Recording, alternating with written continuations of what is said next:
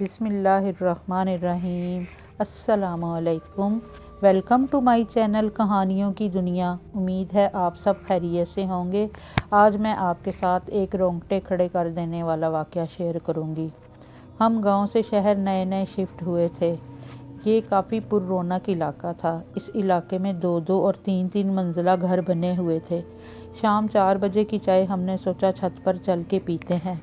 ہم دونوں بہنوں نے اپنے اپنے کپ اٹھائے اور چھت پر جا کر چائے پینے لگی۔ اچانک میرا دھیان جامن کے درخت پر پڑا اور یہ دیکھ کر میں حیران ہو گئی کہ اس درخت کے نیچے 2 قبریں بھی موجود تھیں۔ میں نے اپنی آپی کو کہا، دیکھیں آپی، اس درخت کے نیچے 2 قبریں موجود ہیں۔ آپی نے بھی قبروں کو بغور دیکھا اور ہم دونوں بہنیں بہت حیران ہوئیں۔ بھلا گھر کے آنگن میں قبریں کون بناتا ہے؟ اسی ادھیڑ بن میں ہم نیچے آ گئیں۔ پھر ایک دن ہم اوپر کپڑے دھو کر چھت پر ڈالنے گئی تو ان قبروں پر کافی لوگ فاتحہ خوانی کر رہے تھے۔ پھر ایک ادھیڑ عمر کی عورت نے سب لوگوں میں مٹھائی تقسیم کی اور وہاں سے نکل کر سامنے والے گھر میں گھس گئیں۔ ایک دن ہماری امی جان نے بریانی بنائی اور کہا کہ جاؤ بیٹا، پڑوس میں بریانی دے آؤ، اس طرح ہمسایوں سے الیک سلیک بھی ہو جائے گی۔ ہمارے ہمسائے میں وہی آنٹی تو رہتی تھی جو اس دن ان قبروں پر مٹھائی تقسیم کر رہی تھی۔ ہم دونوں بہنیں بریانی لے کر فوراً اس آنٹی کے گھر آ گئیں۔ ہم نے انہیں سلام کیا۔ وعلیکم السلام، آنٹی نے پرتپاک لہجے میں جواب دیا۔ آنٹی کی عمر تقریباً 60 یا پھر 65 برس کی ہوگی۔ وہ جی، ہم یہاں نئے شفٹ ہوئے ہیں، آپ کے ہمسائے میں امی جان نے آپ کے لیے بریانی بھجوائی ہے۔ شکریہ بیٹا، مجھے تو آنٹی سے قبروں کا پوچھنے کا تجسس تھا، جھٹ سے بولی۔ آنٹی جی، جامن کے درخت کے نیچے وہ 2 قبریں کس کی ہیں جہاں کل آپ مٹھائی بانٹ رہی تھی؟ آگے سے کہانی آنٹی کی زبانی ہی سنیے۔ بیٹا، یہ دونوں قبریں 2 میاں بیوی کی ہیں، چچا شہاب اور ان کی بیوی کی۔ ان دونوں کی کوئی اولاد نہیں تھی۔ چچا شہاب اور ان کی بیوی 5 وقت کے نمازی تھے۔ چچا شہاب تو مسجد میں بچوں کو قرآن پاک کی تعلیم بھی دیتے تھے۔ میرے سسر چچا شہاب دن آپس میں بہت ہی گہرے دوست تھے۔ دونوں 5 وقت کی نماز اکٹھے ہی پڑھنے جاتے تھے۔ اس وقت میرے بچے چھوٹے تھے۔ ہم دونوں میاں بیوی اور ہمارے بچے اوپر والے پورشن میں رہا کرتے تھے، لیکن کھانا ہمارا سب کا اکٹھا ہی پکتا تھا۔ یہ گھر جس میں چچا شہاب اور ان کی بیوی رہتے تھے، چچا شہاب نے بہت ارمانوں سے بنایا ہوا تھا۔ چچا شہاب کا ایک بھائی تھا، نواز، جس کے 2 بیٹے اور 1 بیٹی تھی۔ چچا شہاب اکثر اپنے بھائی کو کہتے کہ نواز، کبھی نماز بھی پڑھ لیا کرو، تو وہ نالائق بھائی کہتا، تم تو 5 وقت کے نمازی ہو، تمہیں کیا ملا ہے؟ کوئی اولاد تو ہے نہیں جو تیرے مرنے کے بعد اور تیری بیوی کے مرنے کے بعد تمہاری قبروں پر فاتحہ ہی پڑھ لے۔ نواز کے دونوں بیٹے نہایت ہی بدتمیز تھے۔ پھر ایک دن چچا شہاب صبح کی نماز پڑھنے مسجد میں نہیں گئے۔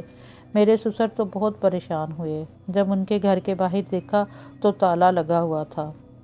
2-3 مہینے گھر کے باہر تالا ہی پڑا رہا۔ پھر ایک دن ان کا دروازہ کھلا دیکھا تو میرے سسر نے میری ساس کو بھیجا کہ لگتا ہے بھائی شہاب آ گئے ہیں، پتہ کرو۔ آج نماز سے واپسی پہ میں نے ان کے گھر کا دروازہ کھلا دیکھا ہے۔ میری ساس ان کے گھر گئیں۔ پوچھنے پر پتہ چلا کہ چچا شہاب تو آبائی گاؤں چلے گئے ہیں، اور وہ بھی ہمیشہ کے لیے، اور یہ گھر اپنے بھائی نواز کو دے گئے ہیں۔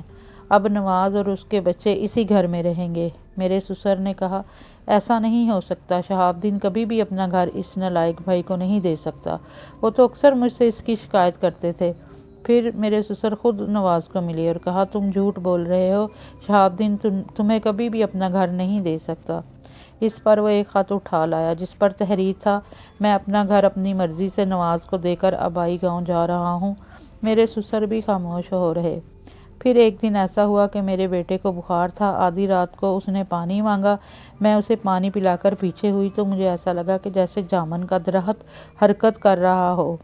میں کھڑکی کے پاس گئی تو واقعی درخت کبھی آگے جا رہا تھا اور کبھی پیچھے۔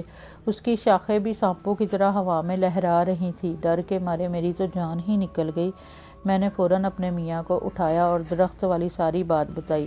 وہ نیند میں تھے، کہنے لگے، آرام سے سو جاؤ، تمہیں کوئی خواب آیا ہوگا۔ خیر میں بھی اپنے بستر پر آ کر سو گئی۔ صبح نواز کے گھر سے چیخوں کی آوازیں آنے لگی۔ ہم نے پتہ کیا تو پتہ چلا کہ اس کا بڑا بیٹا مر گیا ہے اور اس کی مسخ شدہ لاش جامن کے درخت کے نیچے پڑی ملی ہے۔ نواز اور اس کی بیوی کا تو رو رو کر برا حال تھا۔ 1 مہینے کے بعد درخت کی سرسراہٹ کی آواز پھر میں نے ایک رات سنی تو میری آنکھ کھل گئی۔ یہ کیا؟ درخت تو آج پھر حرکت کر رہا تھا اور پورے صحن میں حرکت کر رہا تھا۔ اس کی شاخیں بھی ایسے لہرا رہی تھی جیسے سانپ پنکھاڑتا ہو۔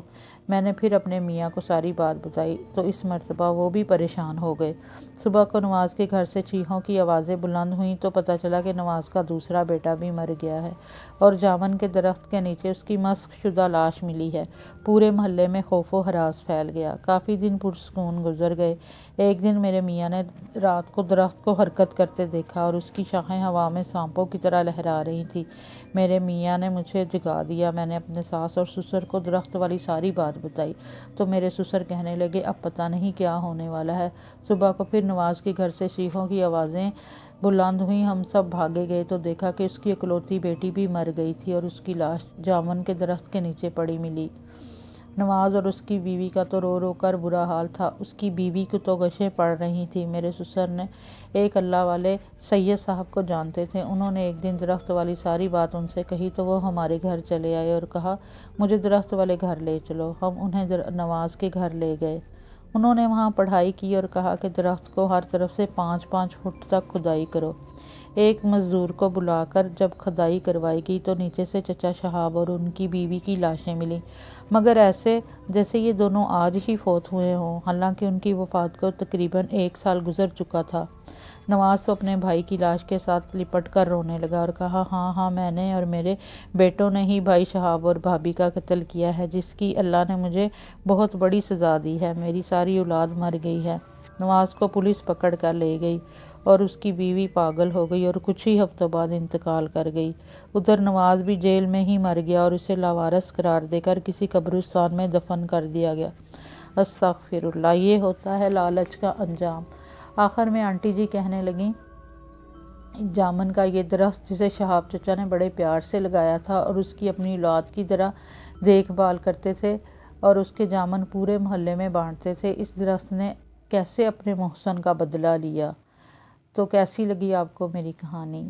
اگر آپ کو میری کہانی پسند آئی ہے تو اسے لائک کیجئے، شیئر کیجئے، سبسکرائب کر کے بیل کے آئیکن کو ضرور پریس کر دیا کیجئے تاکہ میرا اگلا نوٹیفیکیشن آپ تک بر وقت پہنچ جایا کرے۔ اوکے، اللہ حافظ۔